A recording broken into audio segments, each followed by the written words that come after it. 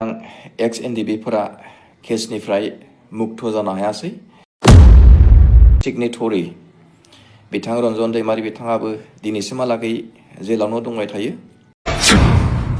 एक्स एनडिएफबिनि दैदेनगिरि आरो मावथि बिथांमोना जाय बिथांमोना जेलाव दङ, दिनैसिमबो बिथांमोना जेलनिफ्राय फ्रि जानो हायासै।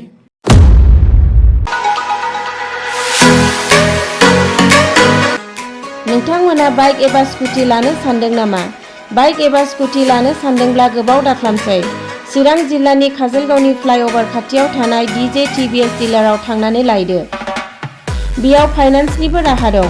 नोंथांमोना 16,000ल' डाउन पेमेन्ट होनानै गावनि फसायनाय बाइक एबा स्कुटिखौ लानो हागोन। लोगोसे बाइक एबा स्कुटिजों गंनै हेलमेट, सीट कभार नङाब्ला फुट मेट, पेट्रल आरो ब्लेंकेटनि स्पेशल अफार दं। बिदिब्ला मानोथो गोबाव खालामदों? नोंथांमोना DJTBS डिलारजों थाबैनो कन्टेक्ट खालामदो। कन्टेक्ट नाम्बारा जाबाय 6001761271। नोंथांमोना अफ्रि दैमारि इउटुब चेनेलनि मुं लानानै बाइक एबा स्कुटि बायोब्ला स्पेशल अफार मोनबावनायनि राहा दं। DJTBS काजलगाव।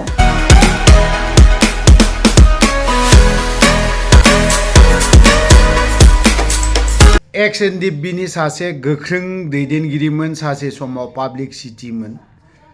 आरडि फेक्सननि बिथांनि माखासे बाथ्रा बुंनाय, केस जोबनाय जोबिखौ लानानै थांनाय 31 डिसेम्बर ना 2024 होमबाखालिनि हराव बिथाङा माखासे गावनि फेसबुक पेजआवहाय माखासे कयेकथा बाथ्रा गोख्रोंनो बुंनायखौ जों नुदों आरो बुंखानांगौबो, बुङाबा जाया। जानुवारि 2 तारिख अफ्रिनियाबो बाथ्राया गोरा जाजेनहांलांबाय। डिसेम्बर थांबाय, 2024 थांबाय, 2023 थांबाय, 2022 थांबाय, बोसोरथाम केसा जोबाखै। जोंनि खुंथायाव थानाय दैदेनगिरि श्रीजुत प्रमद बर' डाइनामिक लिडार, क्षमा खालामलै, सिदा सिदिखा। गबिन्द बसुमतारी चन्द्र लाइभआवसो टाइटेला, बिना गेजेराव गबिन्द चन्द्र लाइभआव, चन्द्रनो अखाफोर चन्द्र बसुमतारी मानिलाय बबे जायगानि हारसानि टाइटेल लाफादेरनाय चन्द्रसै? बर'आव बिदि लिरो नामा? डिपुटि चिफ लायनो नायना लानो एसे। एक्स एनडिएफबि केसनिफ्राय मुक्त जानो हायासै, केसनिफ्राय फ्रि जानो हायासै। आरो एक्स एनडिएफबिनि दैदेनगिरि आरो मावथि बिथांमोना जाय बिथांमोना जेलाव दङ, दिनैसिमबो बिथांमोना जेलनिफ्राय फ्रि जानो हायासै। जा 200-300 जनसो एक्स एनडिएफबिफ्रा केसनिफ्राय फ्रि जानो हाबाय होननानै मिडियायावहाय बुंबाय थानाय जों खोनानो मोन्दों। नाथाय बेफोरथ' जायफ्रानाखि एनडिएफबि नंखायामोन, बांसिनानो जायफ्रानाखि एनडिएफबि नंखायामोन, बिथांमोननि केसफ्रासो जोबदों जों मिथिनायाव।